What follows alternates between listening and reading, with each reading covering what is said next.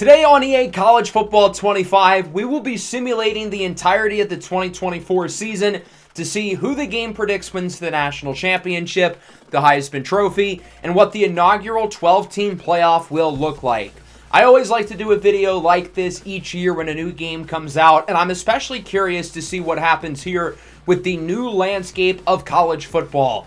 We're going to use San Jose State because they have cool uniforms, and I wanted to pick a team that would be inconsequential to the rest of the video. I don't know if usering a school really controls how they do in Sim, so I figured I'll be a coordinator for a lower level Group 5 school. So we're going to try to move pretty quickly here through the regular season. I'm curious to see how much changes in terms of the ranking and the Heisman watch, because this game has been a little bit unhinged in terms of its sim results. It seems like the sim can be a little bit wonky at times, where it feels like too often a lot of the good teams underperform, and the rankings don't always reflect that. So I'm curious to see what happens ultimately if we get a good sim or not, because recruit JoJo is dependent on it. So we have made it to the midseason point. The inaugural college football playoff bracket is up. We only have two undefeated teams left, being Notre Dame and Oregon. It seems like this game really likes Notre Dame, for what I've noticed through the sim so far. Overall, nothing too crazy, at least in terms of the order. Certainly some surprising teams. Arizona State being ranked is certainly a shock. Wisconsin was in the top 10. South Carolina was really high, while other teams like Florida State, Oklahoma, Texas, Alabama, and Texas A&M have all dropped significantly. This is what the college football playoff bracket looks like as of now. Oregon, Clemson, Tennessee, and Arizona are the Power 4 champs. They all have byes, whereas Boise State is currently the highest-ranked Group 5 team. Other than Wisconsin and South Carolina, I don't really see anything super surprising there. So for the most part, it seems pretty reasonable. The Heisman list is where things get weird. Leonard, Gabriel, makes sense. But then we have Hank Bachmeier, the quarterback from Wake Forest, Coy Eakin, a wide receiver from Texas Tech. He looks gritty. First guy in, last guy out. And then Andre Johnson, a senior, 74 overall out of Miami of Ohio. I'm going to assume the game mixed him up from the other Andre Johnson out of a school named Miami, because otherwise that makes no sense. Other surprises included Stephen Daly of Kent State being at the top of many of the defensive awards. For the best receiver list, it's just kind of all over the place. Oregon has 3 players, and to be honest, those might be the 3 most reasonable guys on the list. The receiving list is something else. So again, this is what our first round of the playoffs currently looks like if the season ends today, but I imagine we'll have plenty of changes going into Conference Championship Week, which is where we are going to simulate next to. And this is what the rest of the bowls look like as well. I figured I'd take a look since we're kind of close to the end of the year. So let's make it to Conference Championship Week. San Jose State has lost out. They are now 4-8. We have no more undefeated teams, with Michigan at the top being 10-2. I think we're certainly going to be seeing less undefeated seasons with the super conferences, but they really shouldn't be ahead of like Georgia, Oregon, Ohio State, who all have 1 loss. And then the other strange thing here is Texas at 7-5 is ranked number 9.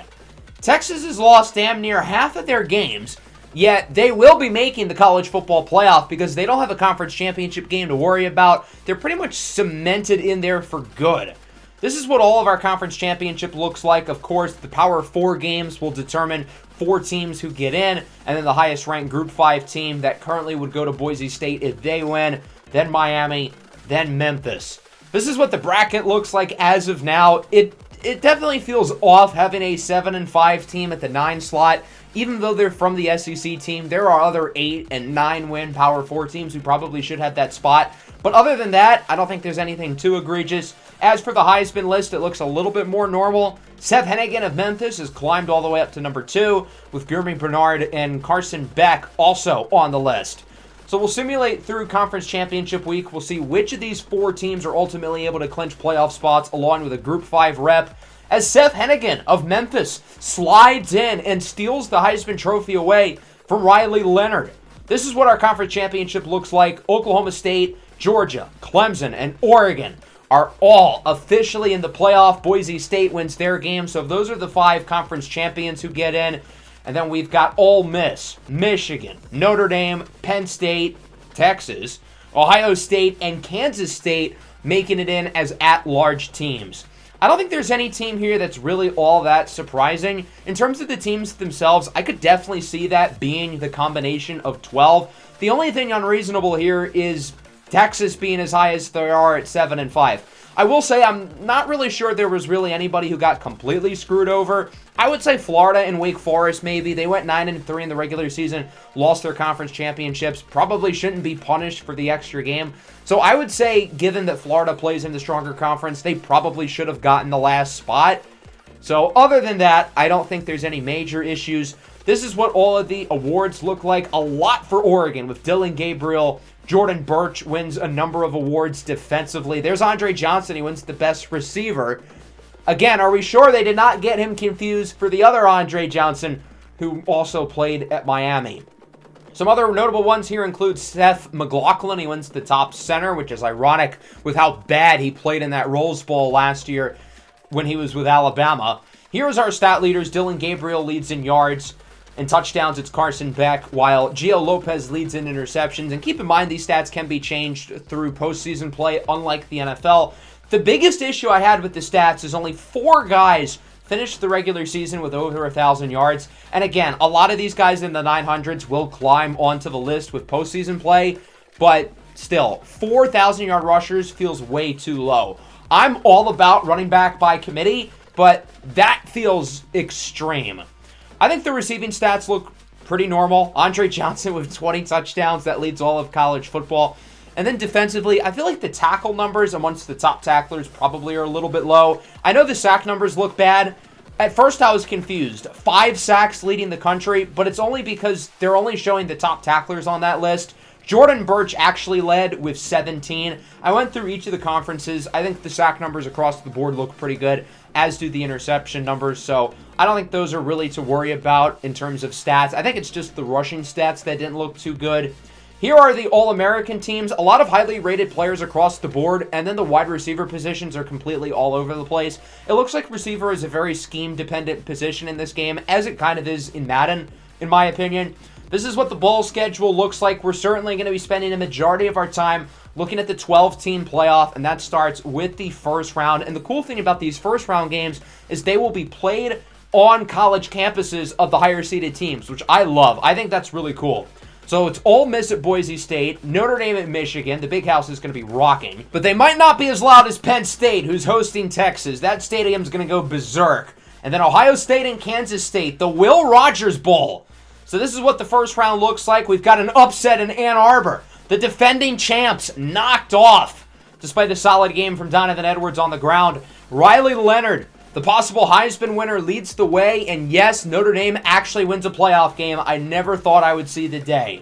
Penn State puts a beating on the now 7-6 Texas Longhorns, who proved that they did not deserve to be there. Drew Aller with a masterclass, 4 touchdowns and just 4 incompletions. The NFL scouts are certainly going to love that. Nick Singleton with a huge game on the ground, 14 for $140 and 2 scores. And then Clifford with nearly 100 yards himself. Quinn Ewers was okay in what could be his final game as a Texas Longhorn, paving the way for Arch Manning. Ole Miss destroys Boise State on the blue turf, 38-10. I'm curious to see in real life and in the game, I guess, if these Group 5 playoff teams are really going to have any shot. Because this Boise State team was as good as it gets. They won 11-1 in the regular season, but they were overmatched against an SEC opponent. Malachi Nelson threw 4 picks, did not play well at all. And then Ohio State takes care of business as expected against Kansas State. Avery Johnson was meh, I guess. Will Howard, the former Kansas State Wildcat, gets revenge on his former team with a huge performance, throwing for 4 touchdowns. Trevion Henderson with a huge game on the ground, while Quinshon Judkins only got the ball 3 times. So with that, we are down to 8. Georgia and Ole Miss, an SEC battle. Oklahoma State, Notre Dame. Penn State, Oregon, Big Ten matchup. That'll be a lot of fun. And then a matchup we've seen plenty in the 14 playoff, Ohio State versus Clemson. So let's see who ends up making it to the Final Four. We had some interesting results. We ended up with a couple of upsets. The number 12 seed, Notre Dame, who snuck into the back end of the playoff, is going to the Final Four as they defeat Oklahoma State 24-21. I'm pretty sure this is the same score they beat Michigan with. Riley Leonard is playing as good a football as anybody in the country right now. whereas Alan Bowman was pretty mediocre. Ollie Gordon, 5 carries for 8 yards, yet the backup, A.J. Green, not only played way more, but he played way better, which is certainly fascinating. Notre Dame was able to limit Oklahoma State's best player, and that's a big reason why they won. Georgia takes care of business against Ole Miss, as expected, 34-13. So the Georgia Bulldogs, preseason number 1, arguably the best roster in the country. They're going to the Final Four with a huge game on the ground from Trevor Etienne. And Dominic Lovett performing well with 2 scores in the air. Jackson Dart was solid, but he could not do enough. The rest of this team ultimately looks like they let him down. Ohio State beats the ACC champion Clemson Tigers. Got to give Clemson credit for even making it here in the first place, with Dabo Swinney not wanting to use the transfer portal really at all. But they are overmatched by Ohio State, who's right out there with Georgia in terms of pure talent for having the top roster in the country. Another pretty solid game from Will Howard. Nothing spectacular, but he did his job. Trevion Henderson again leads the way on the ground. 4 carries for 5 yards for Quinshon Judkins. He has not played a lot, and he has not played well so far in the playoff. And then finally, another blowout. Oregon blows out Penn State with 5 passing touchdowns from Dylan Gabriel. Big game on the ground from Jordan James. Stewart, Johnson, Ferguson, and Holden all hauling in touchdowns, whereas Drew Aller was pretty mediocre, unable to lead Penn State to the win. And with that, we've got our Final Four, and it's a pretty predictable group that makes a lot of sense. I would argue the 3 best rosters in the country, with Georgia, Ohio State, and Oregon all making it here, seems to make sense.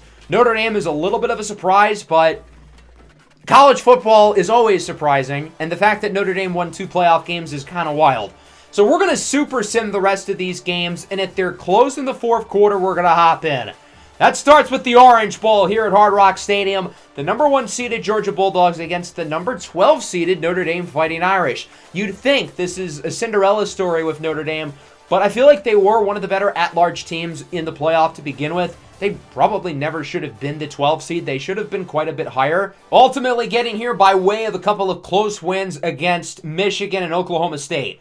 So Georgia dominated early in this game. Comfortable lead here, 24-3, but the Irish would make a late comeback. Ultimately, it is a 7-point game, and we're going to hop in here for a potential game-winning or game-tying drive for Notre Dame.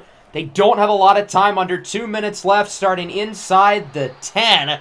But they get a good run to start from Jeremiah Love. That'll get them out of safety territory. And now they have room to make some plays. Riley Leonard looks downfield. Nice throw. Hauled in for a 1st and more. Huge play after the catch for the Irish. They now have it near midfield. A giant play here. 3rd and 5. Leonard looks to throw. Downfield, it's caught. The tight end, Mitchell Evans, comes down with it inside the 30. 2nd and 4 now for Notre Dame. Leonard under pressure up the middle. It's caught with a broken tackle and a 1st down. Good play after the catch. Again, keeping the chains moving. Now in the red zone. Clock is ticking. Leonard up the middle. He is picked off. Georgia is going to the national championship as they survive the late comeback attempt from Notre Dame. 27-20 is your final. The Bulldogs led at one point, 24-3. Got to give Notre Dame a ton of credit for battling back into this game. They started that one drive, I think at like the 4-yard line, but they brought it all the way into the red zone before ultimately turning it over. The celebrations look really good in these bowl games. We'll get to see a couple more with the other semifinal game and then the national championship, as senior wideout Ra Thomas wins the player of the game. 3 catches for $151 and 2 touchdowns. So for the 3rd time over the last 4 years, the Georgia Bulldogs will be playing in the national championship. No major surprise. They started off as the number 1 team going into the year. They lost, I think, only 1 game throughout the regular season, and they've played really well in the playoffs. Took care of business against Ole Miss. Really good first half against the Irish, despite slowing down late in the game. Pretty good performance from Carson Beck. They could not run the ball at all, though, but Beck and the defense were ultimately able to lead the way. Riley Leonard was really good in the second half, but the interception at the end, ultimately the difference maker, despite a huge game from Jaden Thomas in the air. And that'll bring us to the Cotton Bowl. The number 6 seed, Ohio State, faces off against the number 2 seeded Oregon Ducks in a Big Ten rematch from the game that happened earlier in this season.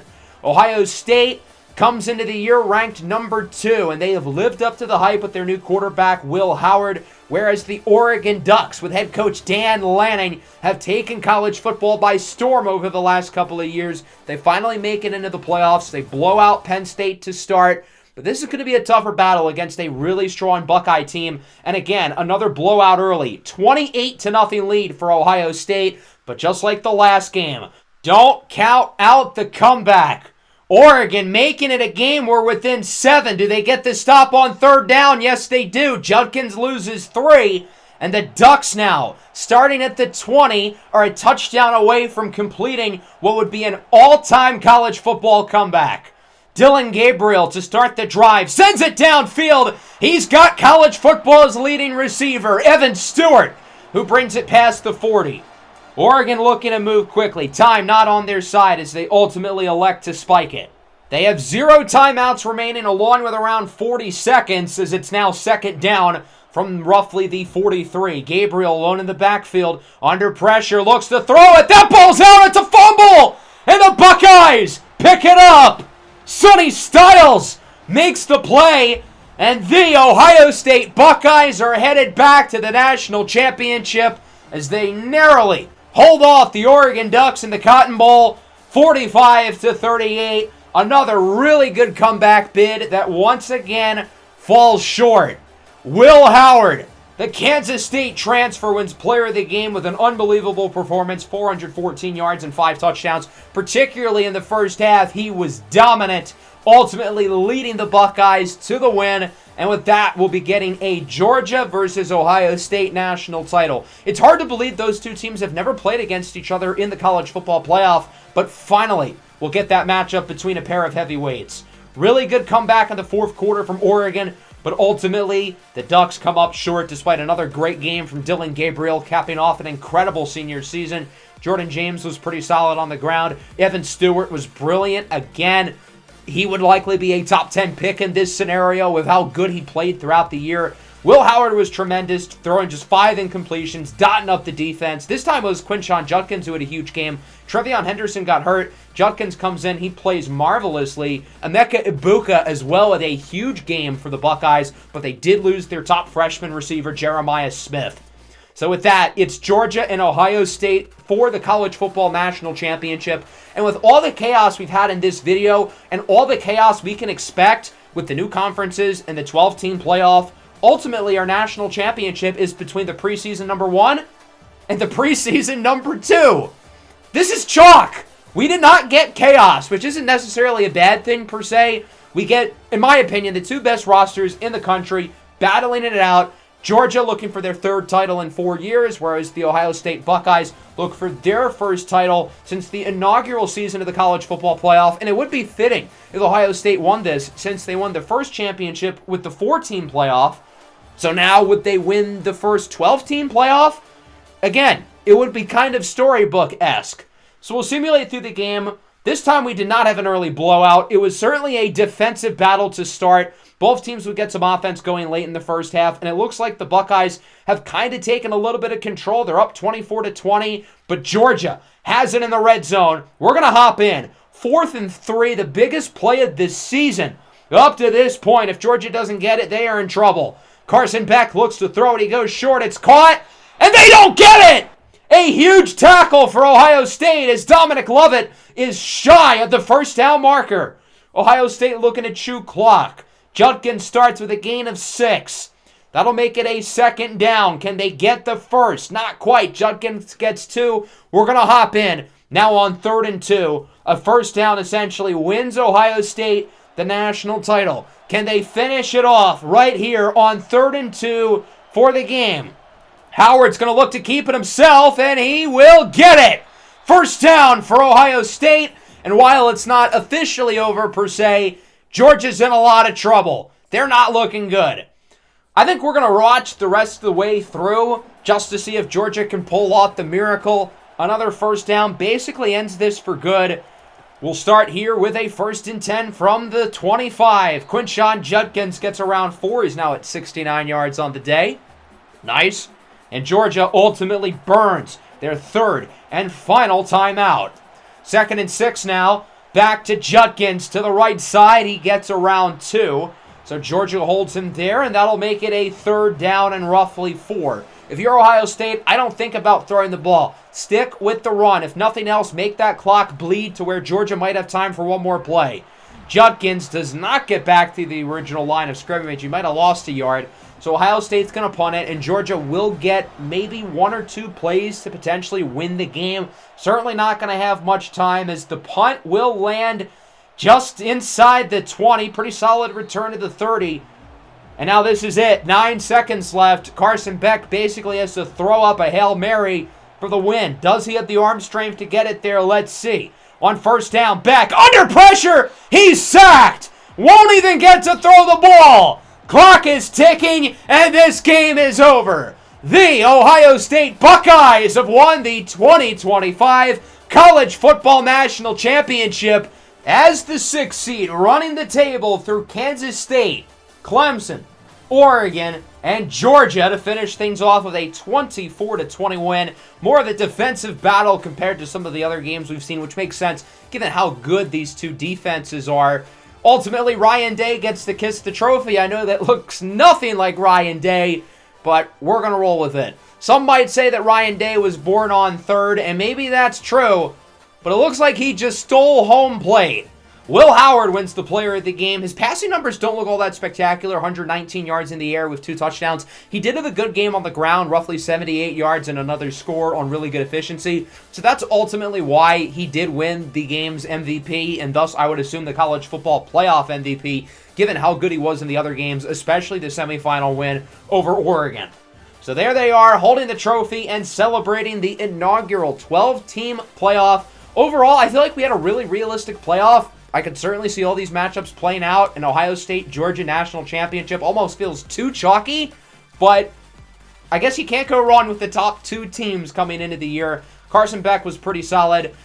Oscar Delp had a huge game for Georgia, but it was not enough. Here's a look at Will Howard. He was their best offensive player. Judkins was inefficient on the ground. Trevion Henderson was hurt and didn't play. None of their receivers really stood out, and defensively, I don't think there's anybody who you could give it to. Maybe C.J. Hicks, maybe Davison Igbinosun, but overall, Will Howard with 3 touchdowns, didn't turn the ball over, played really good at the quarterback position. I feel like he ultimately does deserve the award.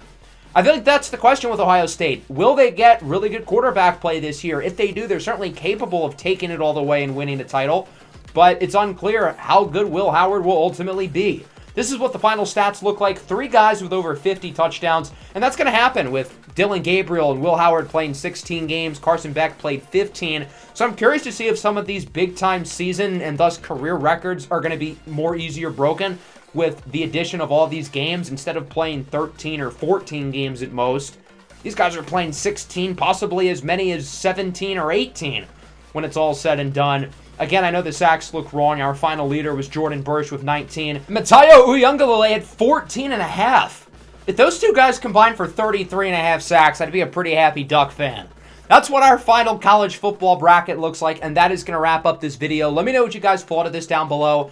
Overall, I've seen some issues with the sim in this game, but this specific simulation seemed pretty reasonable other than the lack of rushing leaders and Texas making it into the playoff with 5 losses. There weren't really any issues with this sim in particular, in my opinion, but I'm curious to see what you guys have to say down below. Hope everybody enjoyed. Make sure to leave a like and subscribe to the channel if you are new. Peace out.